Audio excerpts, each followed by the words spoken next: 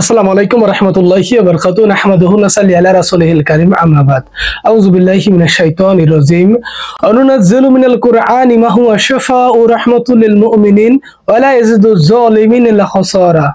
সম্মানিত প্রিয় দ্বীনি মুমিন মুসলিম ভাই এবং বোনেরা, আলহামদুলিল্লাহ অনেকেই জানতে চেয়েছেন যে আমরা সকাল এবং সন্ধ্যার কি আমল করব এবং আমাদের পারিবারিক নিরাপত্তা, আমাদের পরিবারের নিরাপত্তা কিভাবে দিব।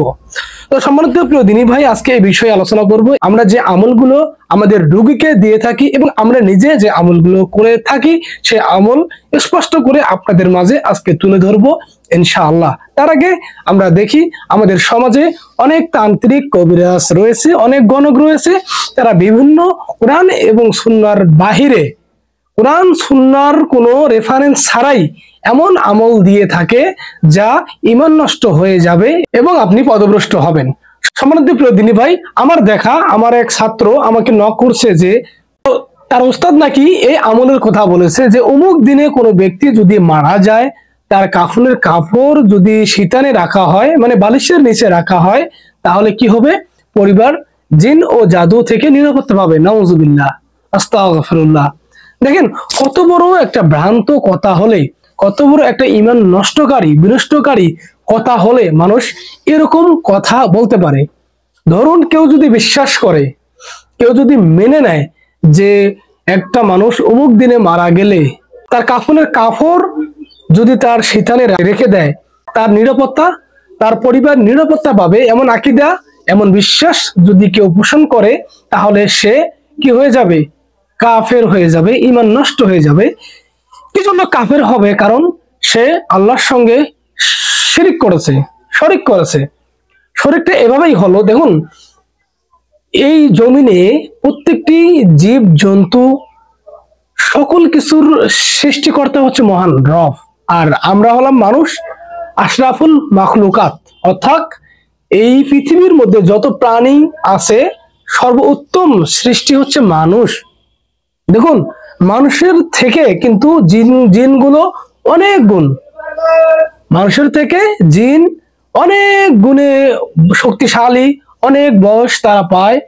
এমনকি সুলাইমান আলাইহিস সালামের ঘটনা যদি আমরা দেখি, যে বিলকিসের সিংহাসন আনার জন্য একটা জিনকে প্রশ্ন করা হলো যে তুমি কতক্ষণ সময়ে এনে দিতে পারবে?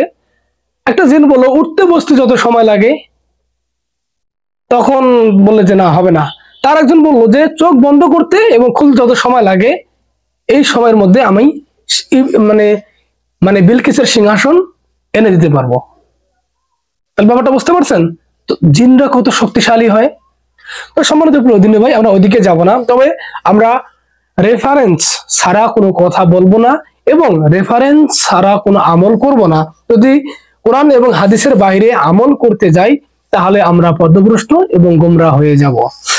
যারা এই আকীদা পোষণ করে, যারা বিভিন্ন মন্ত্র সাধন করে, যারা বিভিন্ন গণকের কাছে গিয়ে বিভিন্ন মন গড়া আমল, মন গড়া তন্ত্র মন্ত্র, যে আমল কোরআন এবং হাদিসে নেই, সেটা যদি সে করে, তাহলে কি হবে? তার ঈমান নষ্ট হয়ে যাবে, সে শিরকে নিপতিত হবে।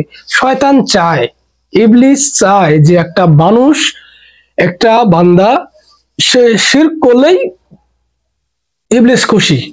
কারণ ইবলিসের কাজেই, কারণ ইবলিস ওয়াদাবদ্ধ হয়েছে আল্লাহর কাছে যে আল্লাহকে সে বলে আমি তোমার বান্দাদেরকে দেখে নেব। এর মানে আপনাকে আপনার ধারা শিরক করাতে পারলেই ইবলিস খুশি, আর আপনি শিরক করলে তো জাহান্নামে যাবেন। কারণ আল্লাহ পাক কোরআনুল কারিমে সূরা নিসার 48 নম্বর আয়াতে আল্লাহ পাক বলে দিয়েছেন যে আমি আল্লাহ বান্দার সমস্ত গুনাহ, সমস্ত পাপ ক্ষমা করে দিব যাকে ইচ্ছে তাকে, শিরক ব্যতীত। যে ব্যক্তি শিরক করবে তাকে আমি আল্লাহ ক্ষমা করব না। সূরা নিসার 48 নম্বর খুলেন, আজকে পেয়ে যাবেন।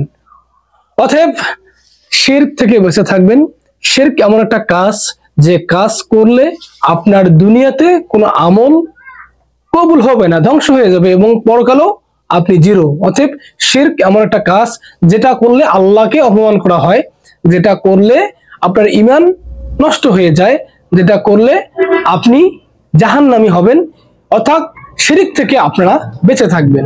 শিরক এমন একটা বর্বর কাজ, পৃথিবীর মধ্যে যত পাপ রয়েছে, যত পাপ বান্দা মানুষ সংগঠিত করে, যত পাপ তারা করে, সবচেয়ে বড় পাপ হচ্ছে, সবচেয়ে যে পাপের কোনো ক্ষমা নাই, যে পাপ তওবা ছাড়া আল্লাহ পাক ক্ষমা করবেন না, তওবা ছাড়া কখনোই আল্লাহ ক্ষমা করবেন না, সেটাই হচ্ছে শিরক। অতএব শিরক থেকে বেঁচে থাকবেন। আর বিদআত এমন একটা কাজ, যে কাজ করলে আপনার আমল কবুল হবে না। আপনাকে ইবলিস দেখাবে যে এত সুন্দর আমল করো, তোমার মনটা ঠান্ডা হয়, শীতল হয়, কিন্তু প্রকৃতপক্ষে সেই ব্যক্তি একটু গবেষণা করে না, একটু রিসার্চ করে না, একটু যাচাই বাছাই করে দেখে না যে আমি যে এই আমলটা করছি যে কোন কিতাবে আছে, হাদিসটা প্রকৃতপক্ষে সহি কি না, আল্লাহ রাসূল বা সাহাবীগণ করেছেন কিনা, এমন যদি ধ্যান ধারণা না করে যদি আপনি আপনার আমল যে করতেছেন সেটা যদি কন্টিনিউ করেন, তাহলে অবশ্যই আপনাকে কিয়ামতের মাঠে ফেসে যেতে পারেন। এজন্য অভিজ্ঞ আলেম, যারা আলেম, তাদেরকে প্রশ্ন করে আপনি এমন আমল করবেন যেটা হাদিস থাকতে হবে সহি, সেই আমলেই আপনারা করবেন। যে আমলের হাদিস নেই, যে আমলের কোরআনের কোনো আয়াত নেই, রেফারেন্স নেই, সে আমল বাতিল, সেটাই হচ্ছে বিদআত। এমন আমল আমরা করি, আমাদের সমাজে দেখবেন ইফতারির মধ্যে অনেক ক্যালেন্ডারে দেখবেন যে দেওয়া আছে যে রোজার নিয়াত। হ্যাঁ, রোজার নিয়াত করা ফরজ, নিয়াত করতে হবে, নিয়াত করতে মানুষ বাধ্য, কিন্তু অন্তরে সংকল্পে নিয়াত করতে হয়, পড়তে হয় না। মনে রাখবেন, নিয়াত করতে হোক, সালাতের নিয়াত, জানাজার সালাত, রোজার নিয়াত, যে কোনো কাজের নিয়ত করতে হয়, পড়তে হয় না। মনে রাখবেন, নিয়াত মুখে পড়া বিদআত, কেউ মুখে পড়বেন না। যতই নাওয়াইতু আন উসমা গাদাম এরকম একটা নিয়াত যদি থাকে, পড়বেন না, আপনারা নিয়াত মনে মনে করবেন। মনে মনে কি সংকল্প করতে পারেন যে ইয়া রাব্বুল আলামিন, এই পবিত্র রমাদান মাসে প্রত্যেকটি রোজা আদায় করার তৌফিক দান করো, আমিন সুম্মা আমিন। মনে মনে নিয়ত করবেন, এভাবে নিয়ত করতে পারেন। আপনি যেভাবে করেন না কেন, তবে নিয়ত মনে মনে করতে হবে, নিয়ত পড়তে হয় না। এই যে আমাদের সকাল সন্ধ্যার আমল অথবা আমাদের পারিবারিক নিরাপত্তা, এগুলো দেওয়ার পূর্বে প্রথম পর্ব আজকে আলোচনা করছি। সম্মানিত প্রিয় দিনী ভাই, পরিবারের নিরাপত্তা অথবা সকাল সন্ধ্যার আমল, নিজের রাখীদের নিরাপত্তা বা রোগীদের নিরাপত্তা দেওয়ার পূর্বে যে বিষয়গুলো আপনাদেরকে জানিয়ে দেওয়া উচিত, সেগুলো আপনাদেরকে জানা অত্যন্ত জরুরি। যদি না জানেন, সেক্ষেত্রে আপনারা বিপদের সম্মুখীন হতে পারেন। এজন্য সম্মানিত প্রিয় দর্শক, যারা আমাদের এই ভিডিওটি দেখছেন সম্পূর্ণভাবে, পর্ব 1 আজকে আলোচনা করা হচ্ছে। আমরা দ্বিতীয় পর্বে আমরা আমল দিয়ে দিব, সকাল সন্ধ্যার যে আমলগুলো, সেগুলো একটু সময় লাগবে, কারণ সে আমলগুলো সুন্দর করে ফটো আকারে আপনাদেরকে দেওয়া হবে। আপনারা যেন স্ক্রিনশট দিয়ে সে আমলগুলো নোট করতে পারেন, সেই ব্যবস্থাই করছি ইনশাআল্লাহ। এজন্য আজকে বেসিক যে বিষয়গুলো, বেসিক যে ধারণা, সকাল সন্ধ্যার আমল এবং পারিবারিক যে নিরাপত্তা, যে বিষয়গুলো না জানলেই নয়, সেই বিষয়গুলো আপনাদের মাঝে শেয়ার করলাম। এই বিষয়গুলো আগে আপনাদেরকে জানতে হবে, তারপরেই আমরা আমলের দিকে ধাবিত হব ইনশাআল্লাহ। তো সম্মানিত প্রিয় দর্শক, শিরক এমন একটা কাজ, আল্লাহ পাক কোরআন কারিমে বলে দিয়েছেন, ইন্না শিরকা লা যুলমান আযীম, নিশ্চয়ই শিরক বড় জুলুম, অত্যাচার। আর বিদআত সম্পর্কে একটা হাদিস বলে নেই, নবী করিম সাল্লাল্লাহু আলাইহি ওয়াসাল্লাম বলেছেন যে আমি যখন হাউজে কাউসারের পানি নিয়ে উপস্থিত থাকব, তখন কিছু সংখ্যক মানুষ আসবে সেই পানি পান করার জন্য। আমি যখন তাদেরকে পান করাতে যাব, তখন তাদেরকে টেনে নিয়ে যাওয়া হবে। তখন আমি বলবো এরা যে আমার উম্মত, এটা হচ্ছে আমার উম্মত। তখন ইরশাদ হবে, হে নবী, আপনার পরে তারা কি না বিদআত করেছে? তখন আল্লাহ রাসূল দুঃখ নিয়ে বলবে, মনে ব্যথা নিয়ে বলবে যে দূর হ, আমার মুখের সামনে থেকে দূর হ, যারা আমার পরে বিদআত নতুন আমল তৈরি করে করছো, যাও বের হও। সহি হাদিস। আরেকটা হাদিস আছে, প্রত্যেক বিদআতে গোমরা, পথভ্রষ্ট, আর প্রত্যেক বিদআতের পরিমাণ হচ্ছে জাহান্নাম।